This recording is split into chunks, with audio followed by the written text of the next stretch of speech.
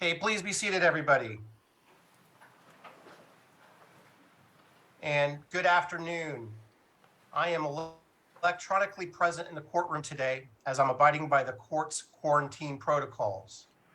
We have technology in place to allow the court's work to continue without delay. My preparation for all hearings today, not simply these two cases, has been the same. The court is prepared. Whether you are joining us in person in the courtroom or via Zoom, welcome. There are two housekeeping items to address. First, only credentialed media authorized by the court's public information officer, as well as the court reporter, may record these proceedings in the courtroom or on Zoom. If you have not received that authorization in advance, you may not record these proceedings. Second, we have two cases this afternoon. The first case we will address involves the parents as parties in the lawsuit. We will complete that hearing before moving on to the second case, which is the case involving the estates. So let's begin. The court's going to first call the case of Joseph Petito and Nichole Schmidt versus Christopher Laundrie and Roberta Laundrie, case number 2022 CA 1128. Ask the attorneys to please make their appearances and introduce their clients if they're present. Good afternoon, Your Honor. Patrick Riley Ford, sitting to my right, Joseph Petito, and also sitting to my right, Nichole Schmidt. Thank you. Mr. Luca? Good afternoon, Your Honor. Matt Luca on behalf of the defendants, Christopher and Roberta Laundrie, who are not present. Thank you very much.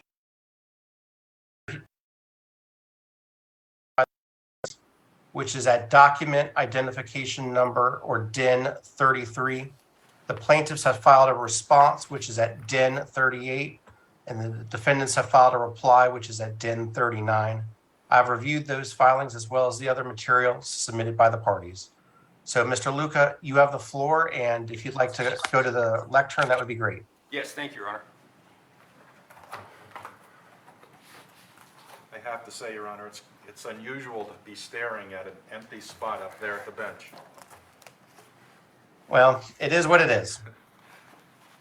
What do they tell actors, Your Honor? Just find a place on the wall and stare at that? Well, thank you, Your Honor, for your time this afternoon. I appreciate it. Your Honor, I won't spend any time going through the general standard on a motion to dismiss. I know Your Honor is well aware of that, so I'll just jump right in.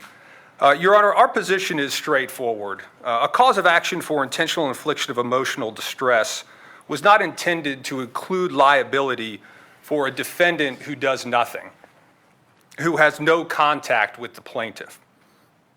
All of our arguments regarding outrageousness, legally permissible conduct, causation, and the presence of the plaintiff all go back to that premise and show why there is no for this action in this context. Conduct that amounts to remaining silent and maintaining privacy is not intentional infliction of emotional distress. And there are no cases where such conduct was found to be intentional infliction of emotional distress. Rather, plaintiffs argue that the Laundries had an obligation, a duty to speak. The law imposes no such obligation to speak, and the state and federal constitutions support that.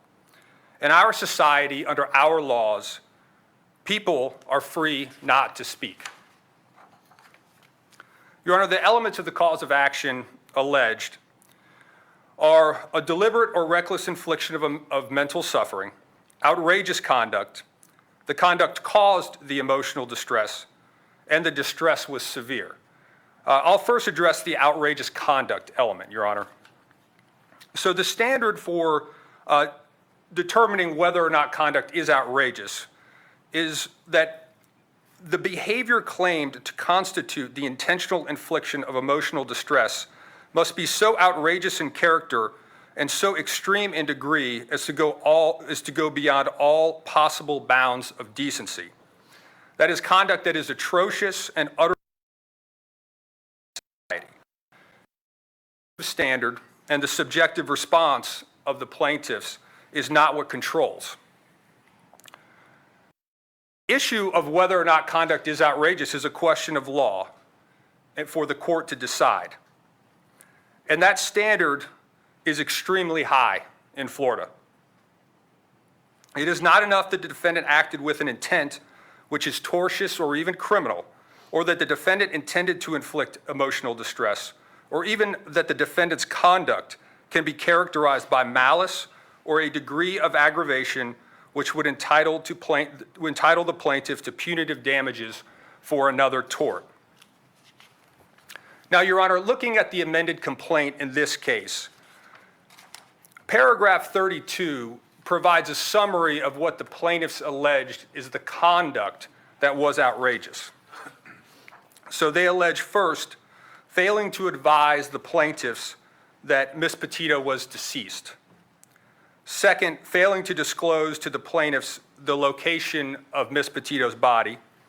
Third, taking a family vacation with their son, Brian Laundrie, who they alleged had murdered Ms. Petito while the plaintiffs were looking for Ms. Petito.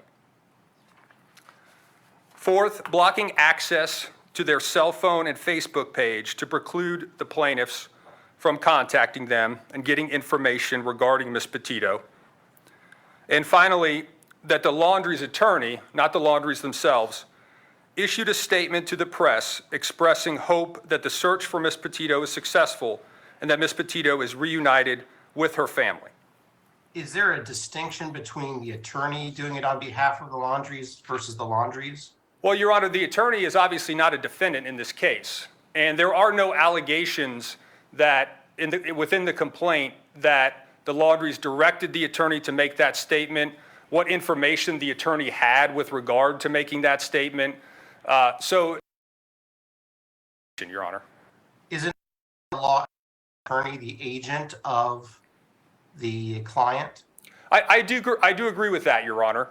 Then why does it matter that the attorney and not the Laundries themselves made the statement? Well, Your Honor, what we don't know, what is not alleged in the complaint, the attorney was making that statement on behalf of the Laundries or whether he was making that statement in his personal capacity. Well, on a motion to dismiss, how am I supposed to construe the well-pled allegations?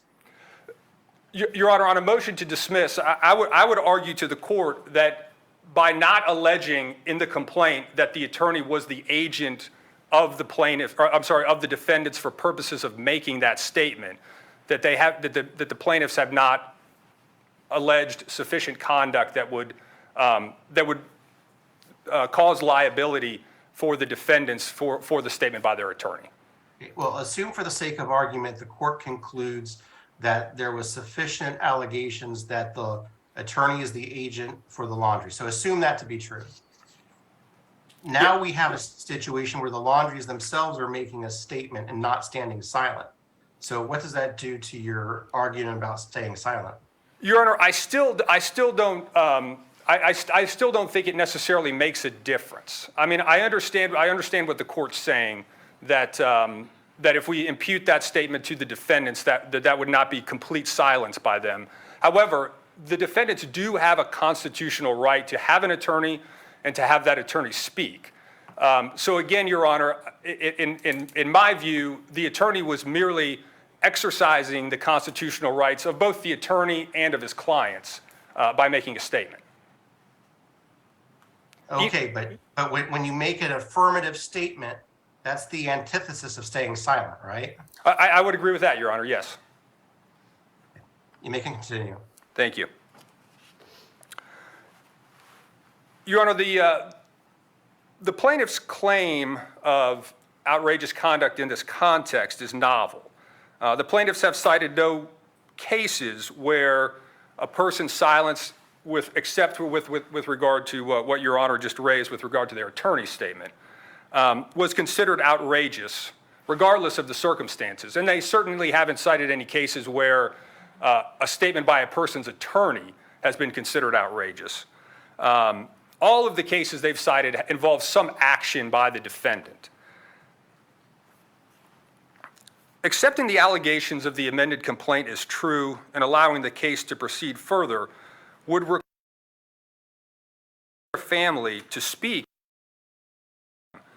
or other tragic event of which they may or may not possess knowledge, and that is simply not something that our legal system requires. For example, if a family member came to me and told me that they did something terrible, the plaintiffs want the law to impose an obligation on me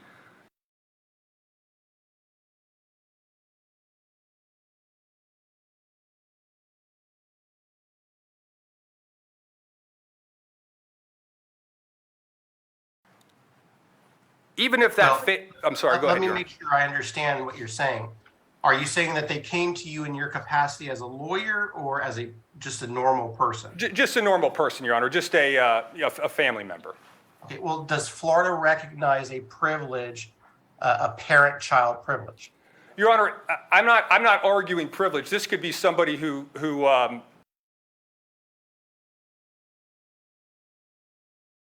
wife, a husband, just anybody.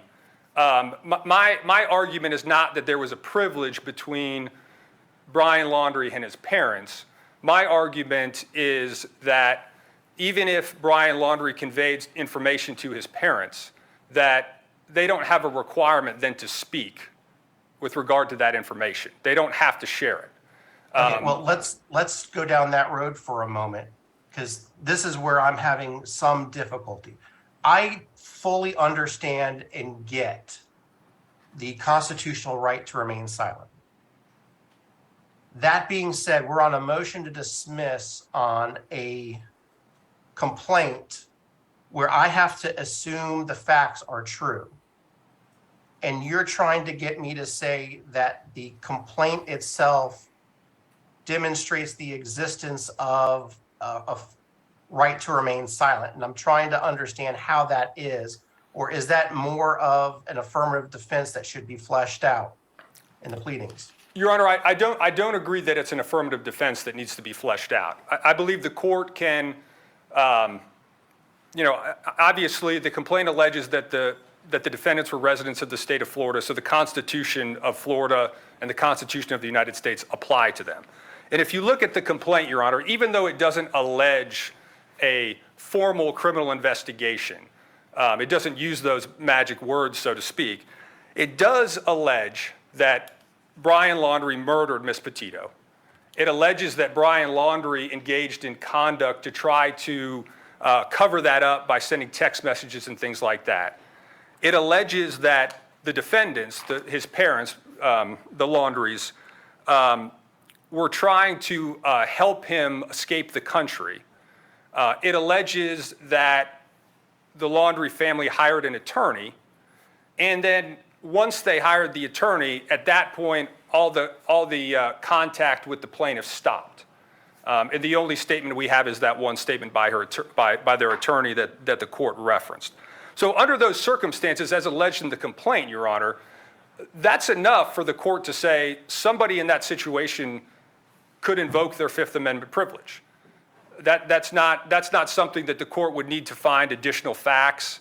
The court does not need to look outside the four corners of the complaint. There are sufficient allegations within the complaint that would trigger somebody in that situation exercising their Fifth Amendment privilege.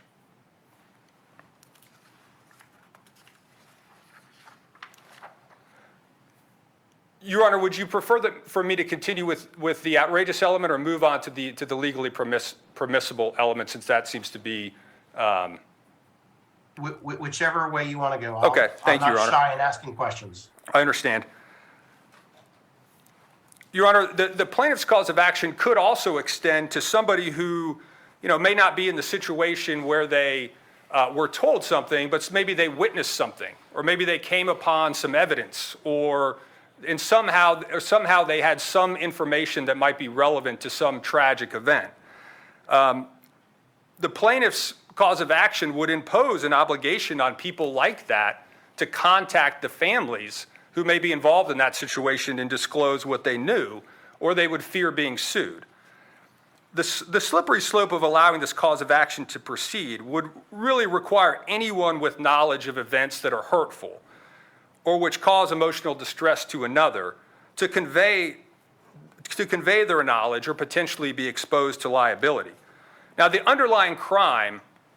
But again, I go back to, there's an allegation that the Laundries made an affirmative statement and put out into the public various statements. So am I not supposed to consider that conduct because that's a voluntary act by the Laundries?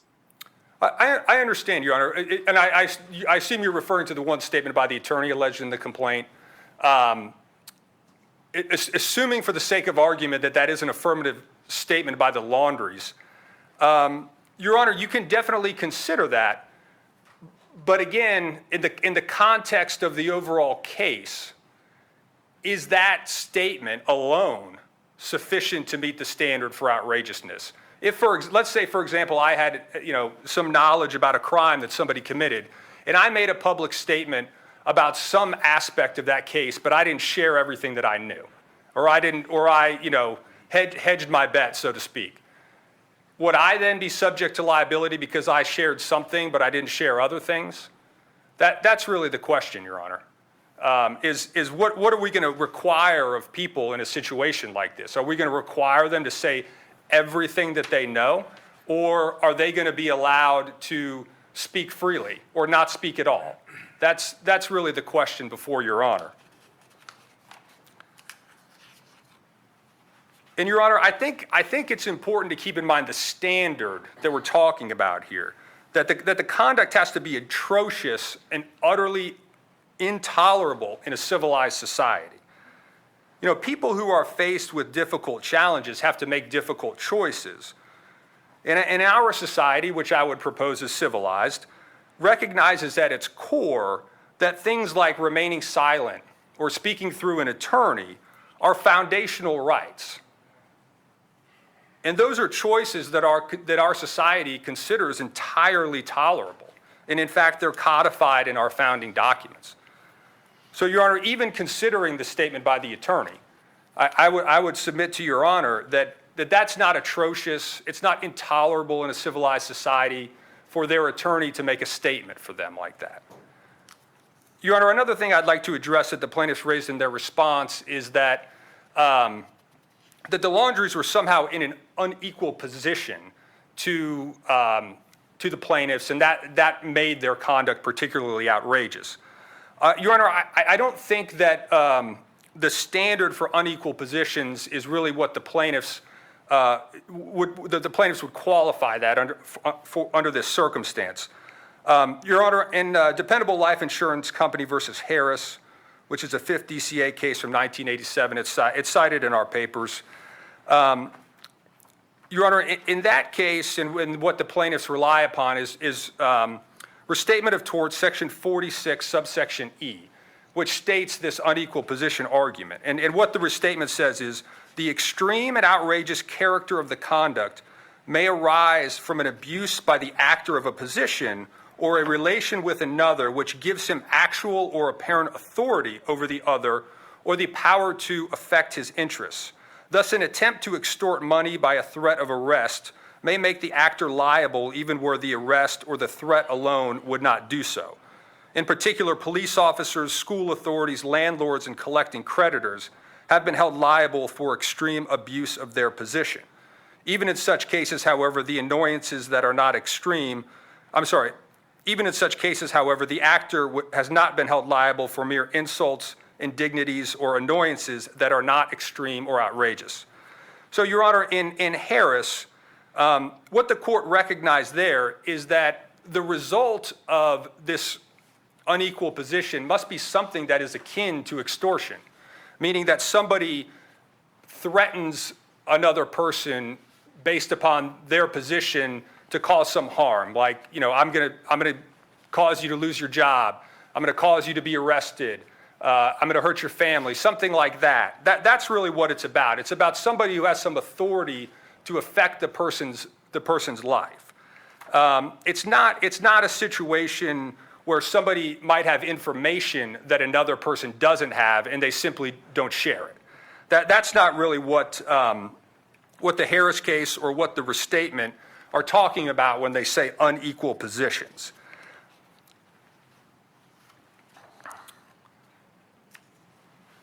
Now, Your Honor, moving on to the assertion of illegal rights, the standard with regard to that element is that the conduct, although it would otherwise be extreme and outrageous, may be privileged under the circumstances.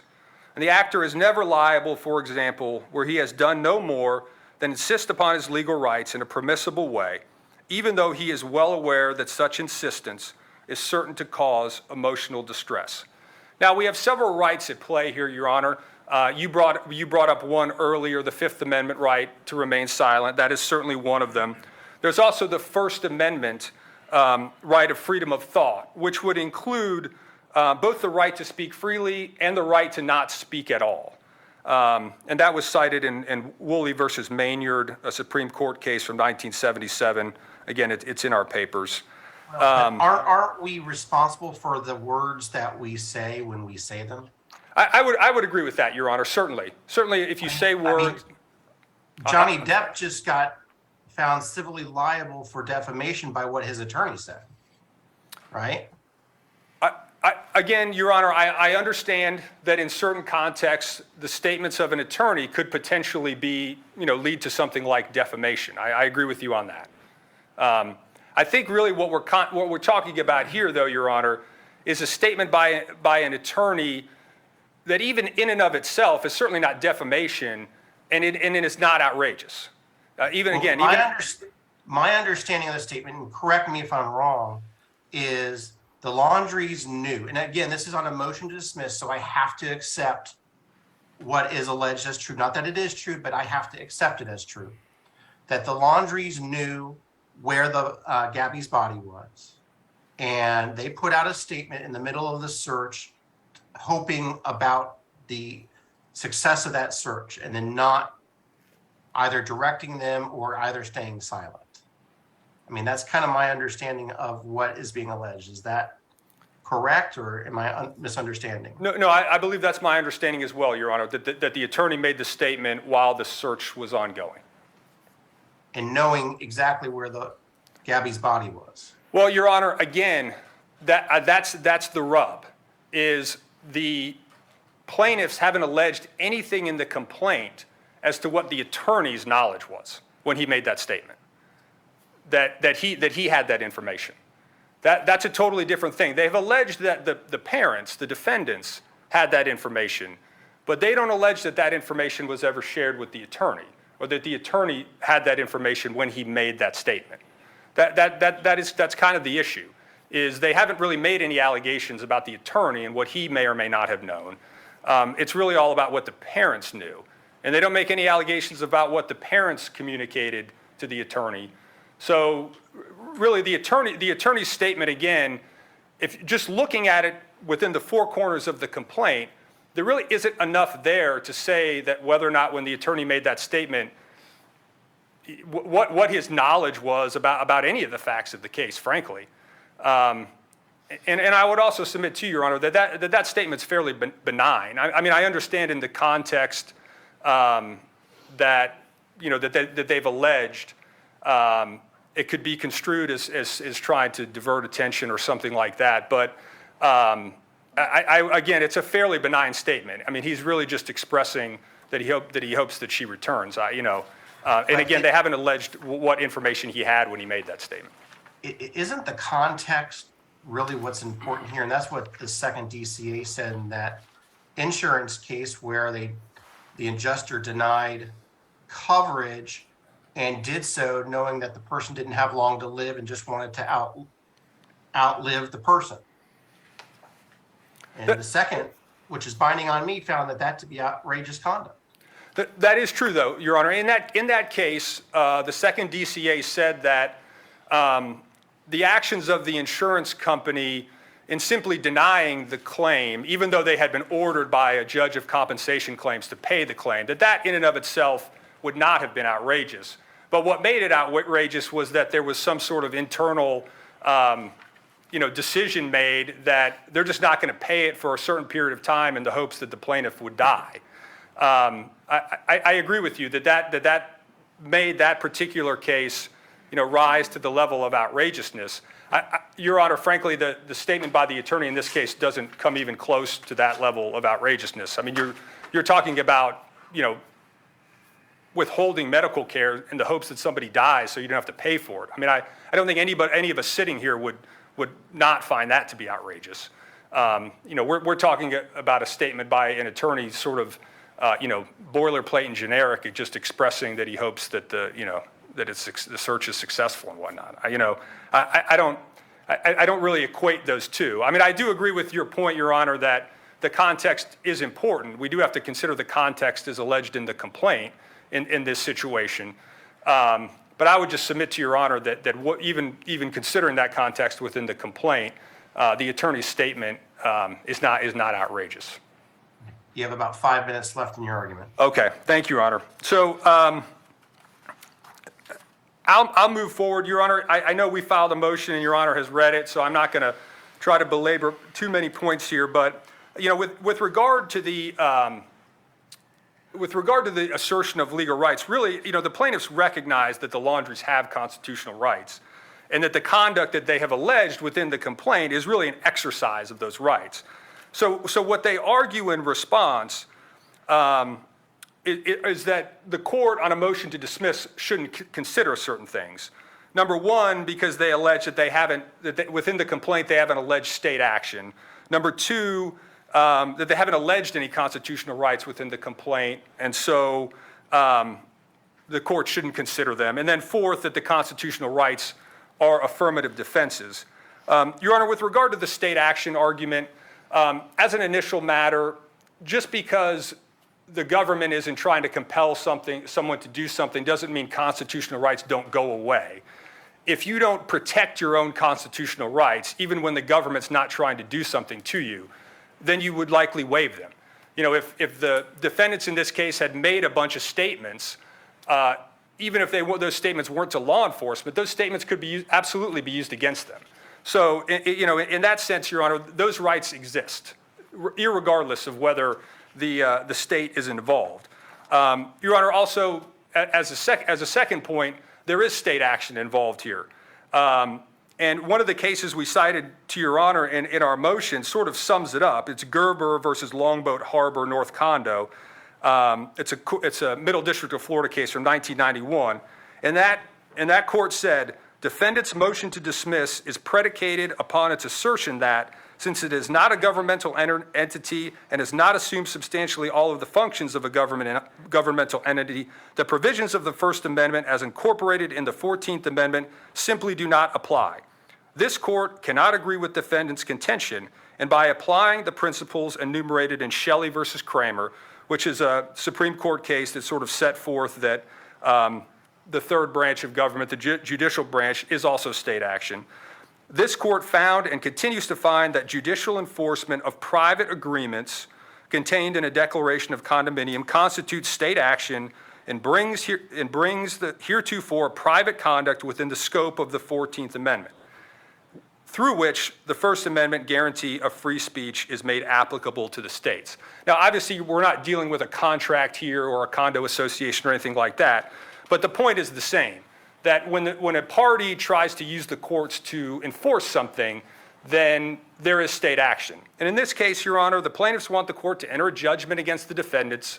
They presumably will want the court to enforce that judgment, and they want to use the court's authority to compel the defendants to participate in the discovery process, all of which implicates their First Amendment, Fifth Amendment, all of their rights, Sixth Amendment right to counsel. So, Your Honor, in that regard, there is state action. I addressed the criminal investigation earlier, so I won't go through that again. Your Honor, with regard to the four corners of the complaint argument, like I said before, the Laundries are residents of Florida. It's alleged in the complaint. As such, the Constitution fully applies to them, and the court can consider those rights. The plaintiffs are essentially asking the court to force the defendants to go through discovery, pretrial proceedings, summary judgment, just to get to the point where the court finds that the defendants have constitutional rights. That's just a waste of judicial resources and the resources of the parties. Your Honor, with regard to the affirmative defense, nobody cited any cases where the legally permissible element is labeled an affirmative defense. I certainly haven't seen anything where where it's the defendant's burden to prove that if there were to be a trial such that it would be an affirmative defense. Rather the legally permissible element is really intertwined with the outrageous element. In the seminal case of Metropolitan Life versus McCarson, which is the Florida Supreme Court case that established the cause of action, the court explained how it applied in that case. And it said, the facts as a matter of law are not so outrageous in character and so extreme in degree as to go beyond all possible bounds of decency. Rather, the insurance company, according to the terms of the policy, had the right to demand proof of ineligibility for Medicaid, from Medicare.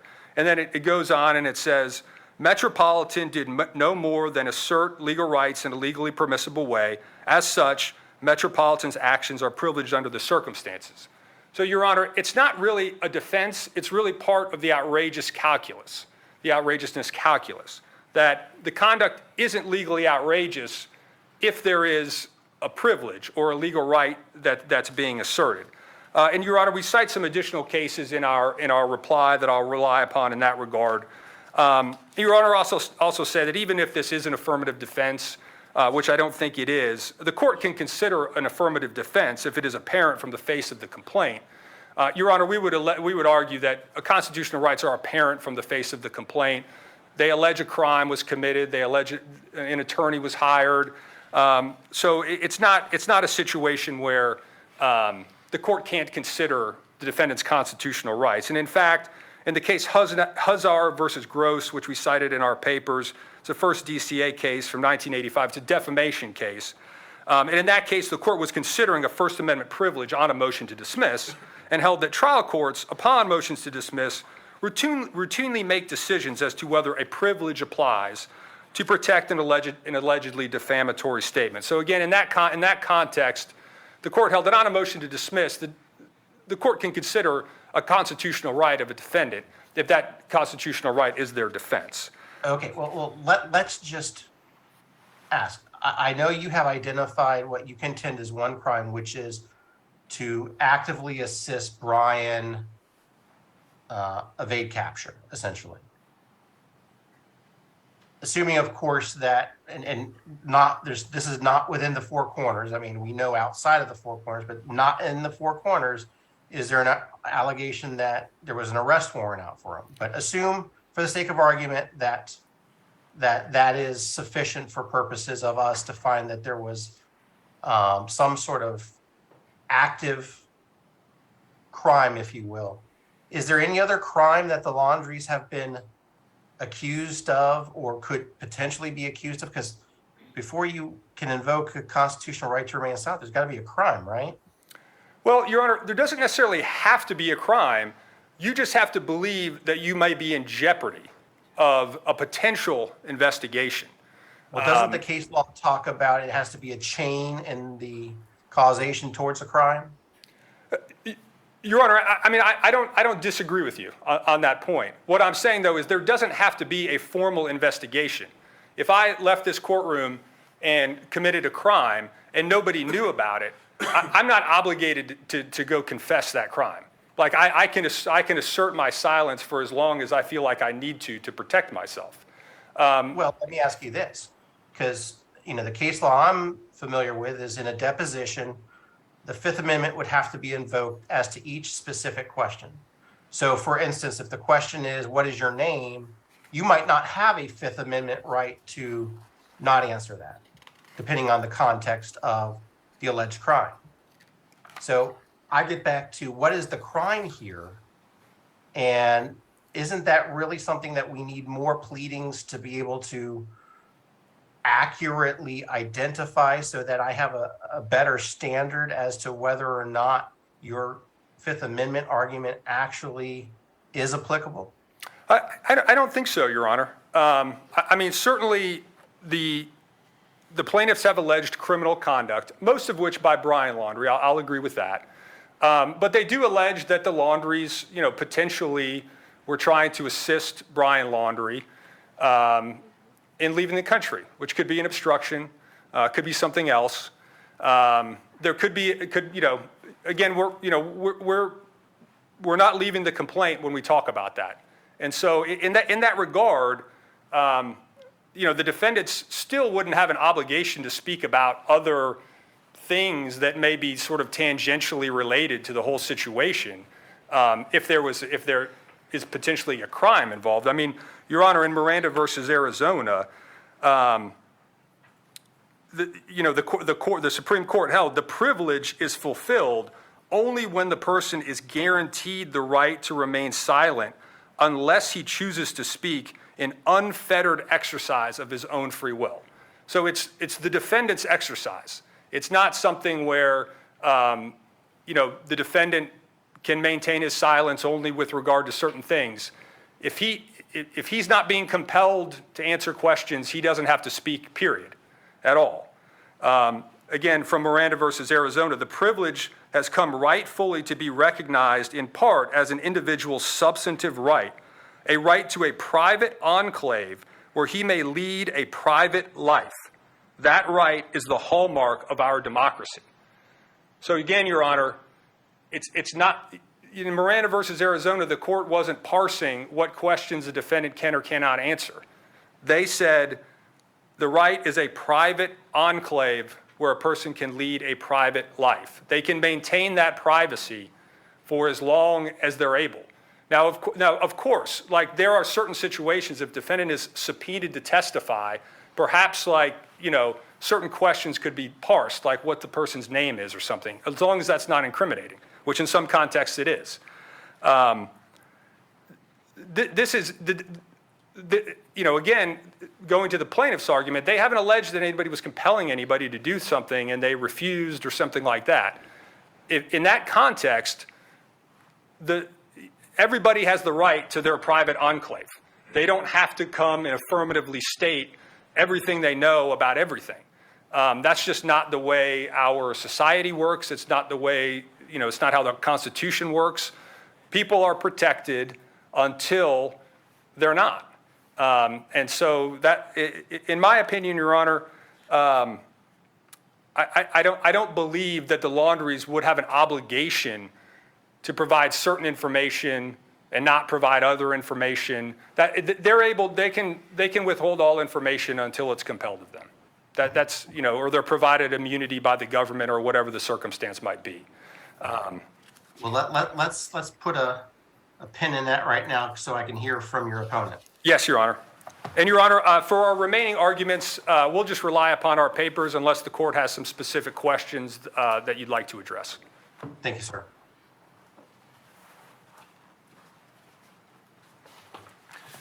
May it please the court.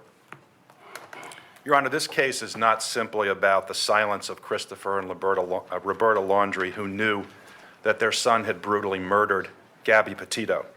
It's not simply about their callous refusal, despite pleas from the Petito family, to speak up about whether or not Gabby was alive and if she wasn't, where her body was located. It's about a course of conduct that they committed from the moment they learned on August 28th of 2021 that their son had brutally murdered Gabby Petito up until the time that her body was found. And as this court has already noted and pointed out, that includes the statement that was made the one time they decided to speak up. They spoke up through their attorney, and I'll touch upon the importance of that in a little bit.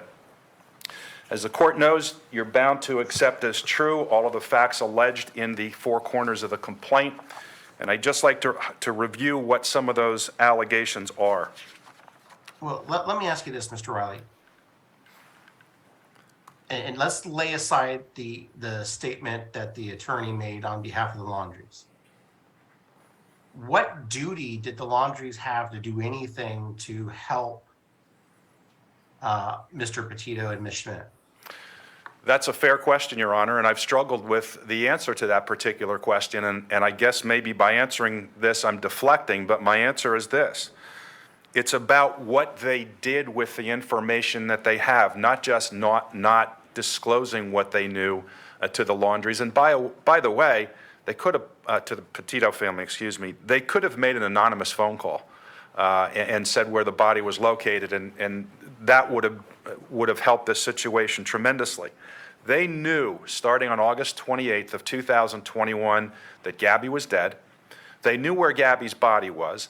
They knew that the Petito family was desperately searching for information, but they did things affirmatively. They didn't just remain silent.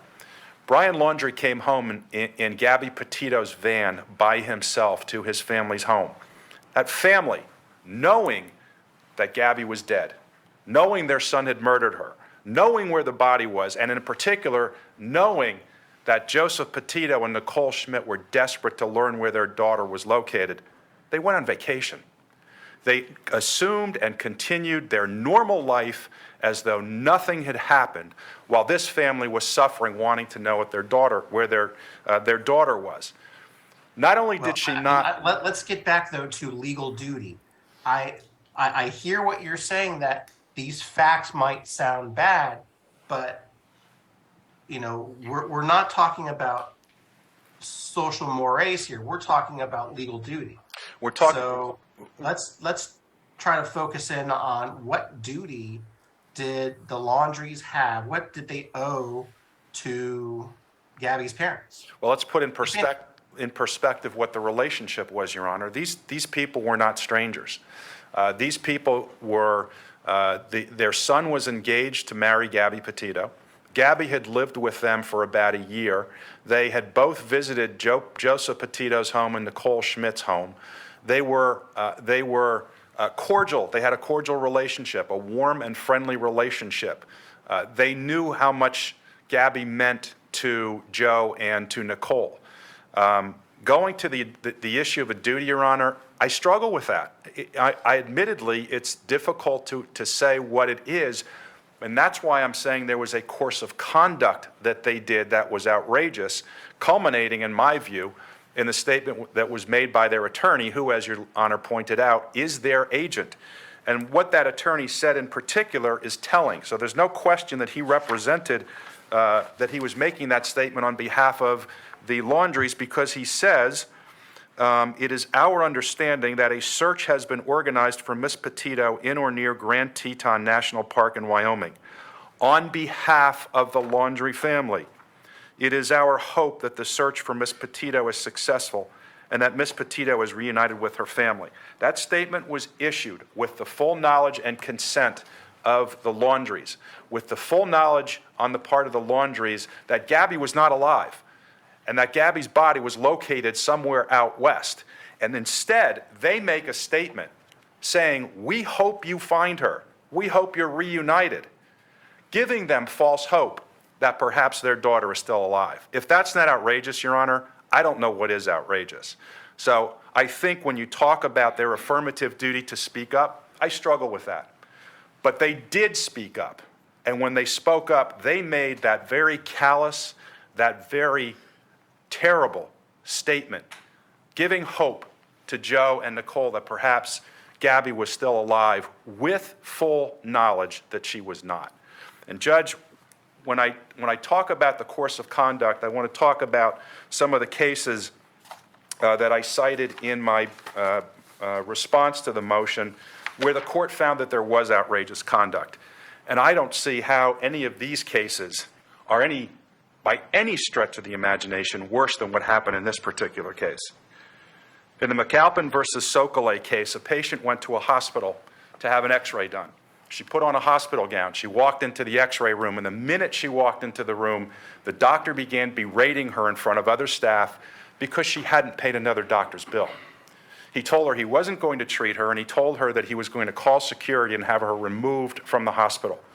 That, according to the court, was outrageous. In Nims versus Harrison, a teacher, two students of a teacher wrote, published, and circulated a newsletter in which they had an article called Low Life, and they referred to that teacher in offensive language, threatened to kill her, threatened to rape her children, and threatened to rape their cousins. Outrageous. Ford Motor Credit Company versus Sheehan.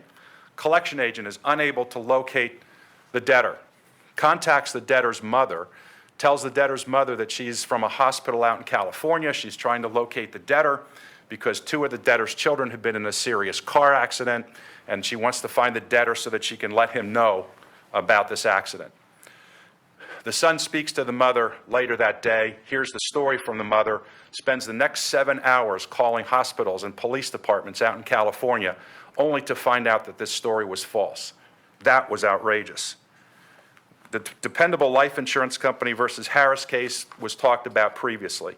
In Liberty Mutual versus Stedman, the company delayed authorizing a lung transplant even though a judge of compensation claims had already ordered that they pay for the lung transplant.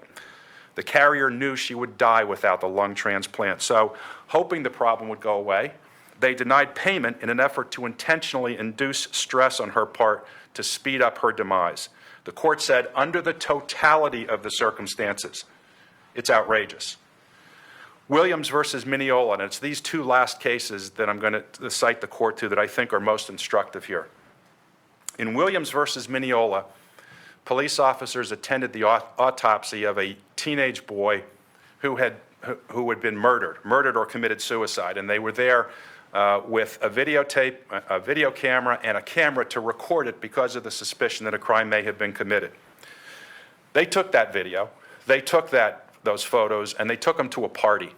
And at the party, they shared them with other persons, including other police officers from surrounding jurisdictions, and they laughed and they joked about what was in those photographs. The court found that to be outrageous, and here's what the court said. As for what is outrageous or reckless or what is not, we emphasize that our society, as reflected, for example, in decisions of the courts of Florida cited earlier in this opinion, shows a particular solicitude for the emotional vulnerability of survivors regarding improper behavior toward the dead body of a loved one, and the special deference paid by courts to families' feelings where rights involving dead bodies are concerned is central to our decision. This area is unique, and once it is entered, behavior which in other circumstances might be merely insulting, frivolous, or careless becomes indecent, outrageous, and intolerable. One obvious reason is that the bereaved are already suffering psychic trauma because of the loss of the loved one, and are especially sensitized to any disrespect or indignity directed at the deceased body or a representation of it. The potential for severe emotional distress is enormously increased in that situation. All of this is well known to the ordinary person, and so a level of carelessness or callousness, which might not be considered tortious in other situations, can show outrageousness and recklessness when a dead body or a picture of a dead body is involved. Well, Mr. Riley, how is a statement, "We hope this search is successful," how is that in itself outrageous? It's a lie. It's said with knowledge that there's no hope of finding her alive because she's dead. It's said with an intention to give false hope to a family that their daughter may be alive. That's outrageous. And at this particular point in time, they had been begging the Laundries to tell them where their daughter was, and this is the statement that they issued. The one time they chose to speak up, this was the statement that they issued. A lie that gave false hope to Gabby's parents that perhaps she might be alive. The other case, Your Honor, that I think is instructive is the Thomas versus Hospital Board of Directors case, and I think this one may be even more instructive. In that case, during I believe it was a hip transplant surgery, the decedent died. She died of cardiac arrest. The real reason she died of cardiac arrest is because she was given an overdose of a particular medication during the surgery. And the doctors and the nurses agreed that they would not report the true reason for why she died. They would say that it resulted from complications of surgery. As a result, a complete autopsy was not done. The body was released to the family, and less than a week later, as the decedent's daughter was trying to bury her mother, she received a telephone call from the medical examiner saying, "You need to bring that body back immediately. We have to perform a complete autopsy." Again, the court said that was outrageous, and what the court said was, "We believe that the appellee's conduct in making false statements," and isn't that what Mr. Bertolino did on behalf of the Laundries here? "We believe that the appellee's conduct in making false statements which led to the interruption of Mildred Thomas's funeral and the return of her body for a second, more thorough autopsy rises to the level of atrocious and utterly intolerable behavior which cannot be condoned in a civilized society. As noted in Stedman, when an actor has knowledge that the other person is peculiarly susceptible to emotional distress, and the Laundries knew that because this family publicly said they were distressed trying to find their daughter, the actor's conduct may become heartless, flagrant, and outrageous when the actor proceeds in the face of such knowledge. We believe that in a situation where a person's loved one has died, it would be apparent to anyone that the person would be susceptible to emotional distress, and therefore that the action of providing false information concerning the loved one's cause of death meets the standard for a claim of outrage. In this case, they provided false information, a false impression, knowing that Gabby was dead, that she was still alive and she could be found by the family if they were searching in the right place. So I also think under the restatement of Tort Section 46, comment F says, the extreme and outrageous character of the conduct may arise from the actor's knowledge that the other is peculiarly susceptible to emotional distress by reason of some physical or mental condition or peculiarity. The conduct may become heartless, flagrant, and outrageous when the action proceeds in the face of such knowledge, where it would not be so if he did not know. And that's basically what the Williams court was saying, and that's what I'm saying in this instance. The Laundries knew of the fragile emotional state of Joseph Petito and Nicole Schmidt at the time that that statement was issued. They knew that she was not alive. They knew that the family was hoping to find her, and they put out a statement as though they were supporting them, saying, we too, we know she was our son's fiance, and we hope that you find that body too, or you find her and the family is reunited, excuse me. That's callous. That's callous, it's shameful, and it's outrageous. And by the way, the only reason that Mr. Bertolino is not a defendant in this action is because he's not a citizen of the state of Florida. I think there's also support for our position under comment E to the restatement, which says unequal position of the parties in a relationship where one asserts and has the powers to affect the interest of the other may also supply the heightened degree of outrageousness required for a claim of intentional infliction of emotional distress. Here, the defendants clearly had the power to affect the interests of the plaintiff because they could have told them where her body was located, and they chose not to do so. Your Honor, I don't think there's any question. There's been nothing raised, at least by counsel in his argument, that the conduct didn't cause severe emotional distress to my clients, to the extent that they would suggest and have suggested, well, they were already distressed anyway, so all we did was increase their harm. I guess it's okay to kick someone when they're down, according to the Laundries. But going back to those two cases that I cited earlier involving dead bodies, the parties were already grieving, and it was the conduct after death that the court found was outrageous and permitted the case to move forward. So I think we have the issue of their conduct was intended to harm, or certainly what they did, they should have known was likely to cause severe emotional distress to my clients. We clearly have an outrageous conduct on their part.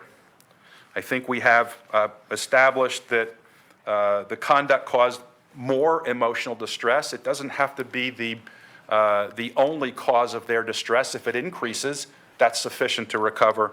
And I don't think they're contesting at all that the emotional distress was severe. So I'll move on to the suggestion that the defendants get to raise affirmative defenses at this point in time. Well, and thank you for doing that, because my question there is, I mean, the rule is that I can address it if it is apparent within the four corners, and effectively you alleged conduct which arguably could be considered criminal on behalf of the defendants. So why can't I consider the Laundrie's constitutional right to remain silent and other constitutional rights within the context of ruling on this motion to dismiss. Well, Judge, I'm curious to find out what conduct it is that the complaint says the Laundries committed that was potentially criminal. So if the answer is they were harboring a fugitive, there were no charge. Again, we're outside the record, but to my knowledge, or outside the four corners of the complaint, but the complaint doesn't allege that there were any charges pending against Brian Laundrie at the time. So they couldn't have been harboring a fugitive.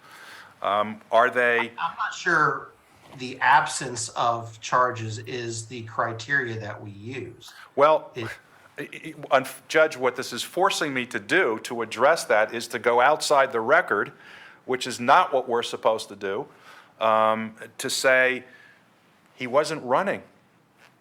According to everything we know, the police knew where he was. So he wasn't a fugitive, so they weren't harboring a fugitive. I don't know what were the accessories after the fact. I don't know. Is there something they want to confess to?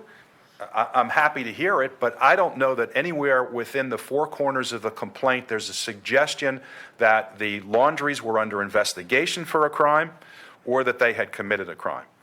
So, first of all, I think we shouldn't even be considering this as an affirmative defense. Secondly, you can't look at the complaint and determine was there an investigation into them and what were the crimes. So I don't think the Fifth Amendment applies. If we turn to the First Amendment, I will tell you I strongly disagree with counsel's assertion that it applies in all instances.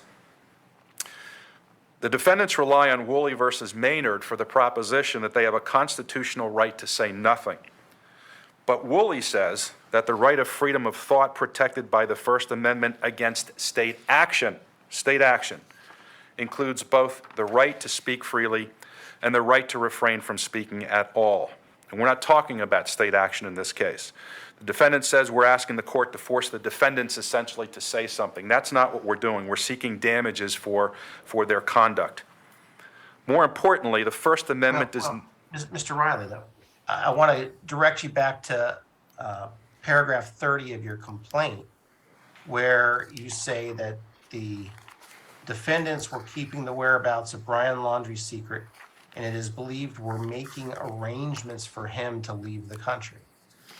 So that's something that the plaintiffs themselves injected into the case. So that's the basis of my question is, now that you've put that fact into the four corners of the complaint, isn't that the basis for me to consider, without having to need a affirmative defense filed, if you will, the constitutional rights of the Laundries? Judge, what's the crime committed there? What's the crime that if they are making efforts to try to remove him from the country? He's not been charged with anything. He's not a fugitive. There's not, that itself does not suggest that they were committing a crime. There has to be an underlying basis.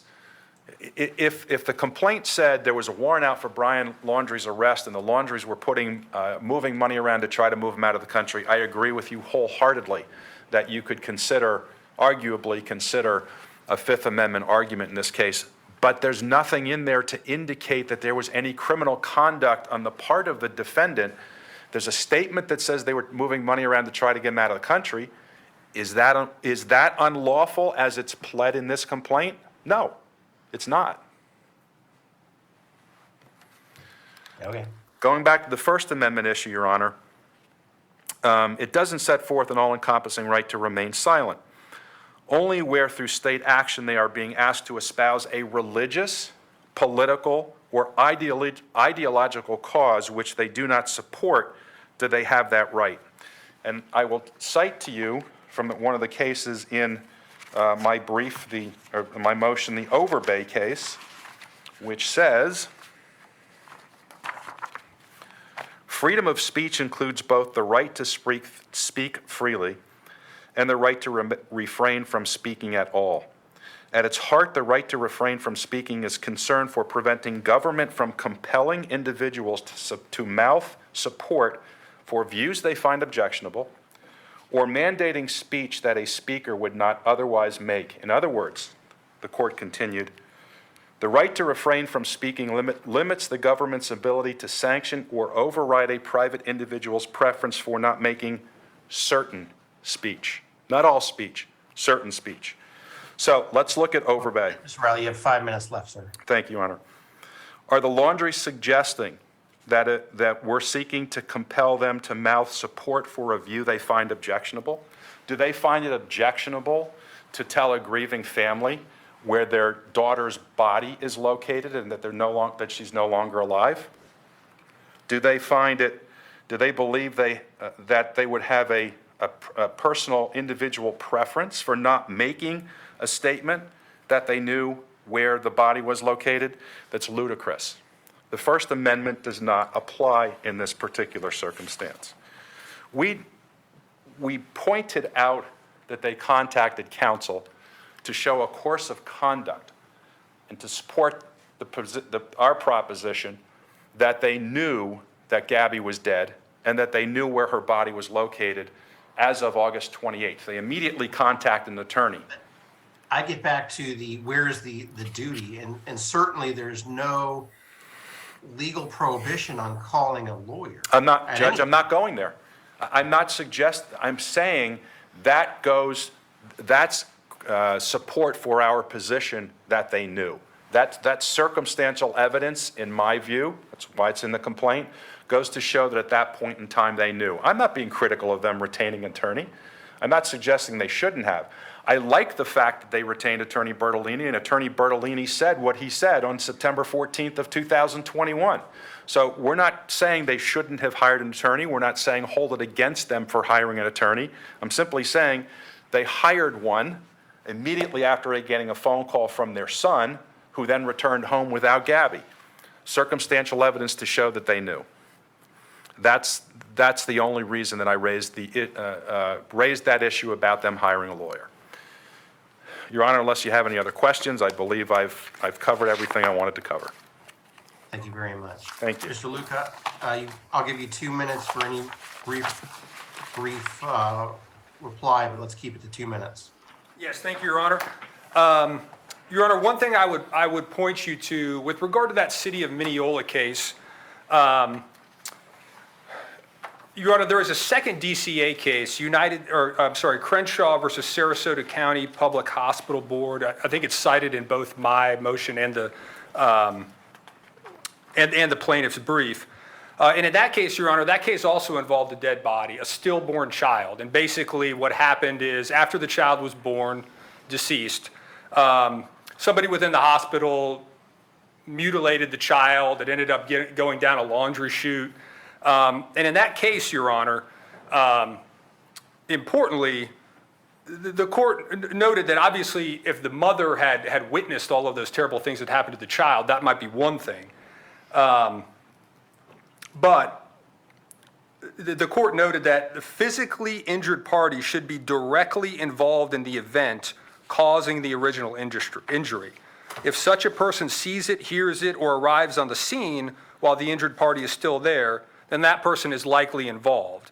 And then they go on to say, here, appellant did not allege that she saw the mutilated body or that she was involved in the event, except for the birth of the stillborn child in any way.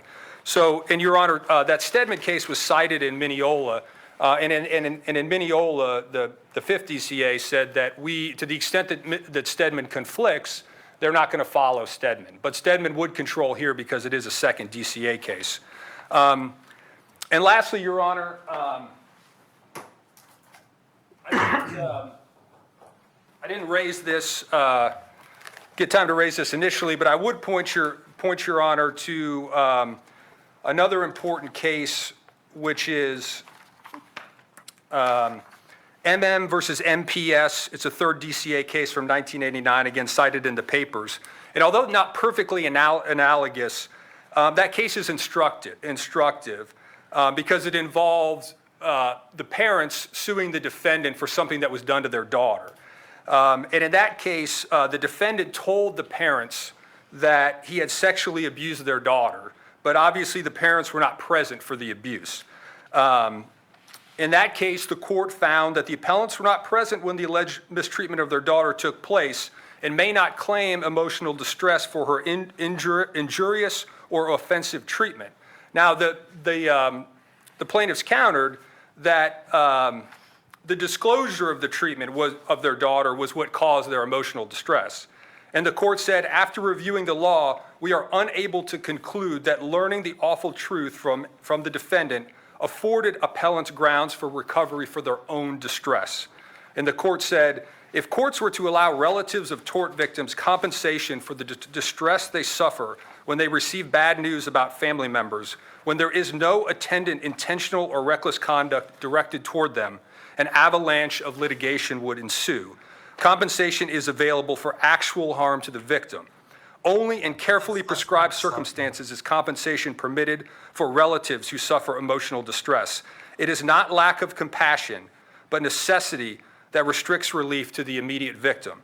And Your Honor, in this case, I would just submit to Your Honor that allowing a cause of action like this to proceed would create an avalanche of litigation that the tort was never intended to cover. Thank you, Your Honor. Thank you both for your arguments. I will do my best to get a written order out within 2 weeks of today. Anything else in this first case before we recess the first case? No, Your Honor. No, thank you, Your Honor.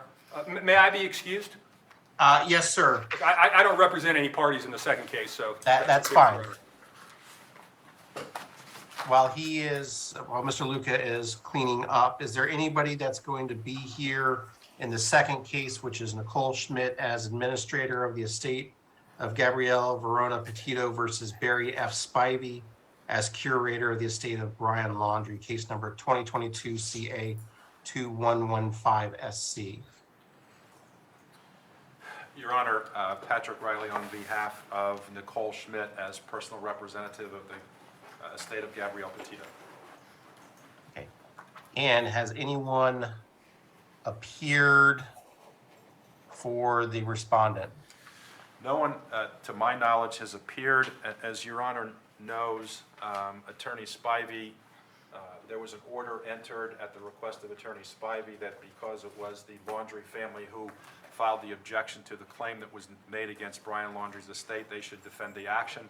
An order was entered appointing them ad litem to defend the action. It's been more than 20 days since I served the complaint on Mr. Spivey, but out of an abundance of caution, I'm giving the Laundries a period of time to respond, although the information that I have is that they are not going to and that a default will be entered. Okay. Well, Deputy Velez, if you could sound the halls for Barry Spivey as curator.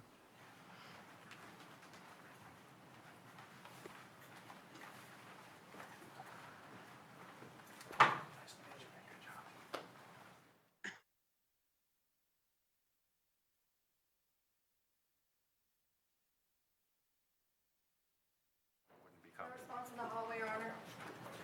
Okay, thank you. The court deputy advises no response to the sounding of the halls. Okay, well, let's, what's your intentions then in this case, Mr. Riley? Your Honor, I've never had a situation where quite like this. So I don't think I'm obligated to give the Laundries 20 days from the time they were appointed as administrators ad litem to defend the action. But to avoid any future issues, I'm going to give them 20 days, and then I'm going to file for a clerk's default. Okay. And you requested a jury trial in your complaint, I believe? I did. Okay, so we'll then have to have a jury trial on the issue. Yes, Your Honor, we would be prepared to proceed to trial on that matter quickly. Okay, well, I mean, it's a little premature relative to no default, but are you looking towards November, December, or what was your trial? Without my trial calendar here, Your Honor, I'm not certain, but probably more likely sometime in early 2023. Okay. Well, I mean, hopefully for case managements in the future, you can bring your trial calendar. I apologize. Okay.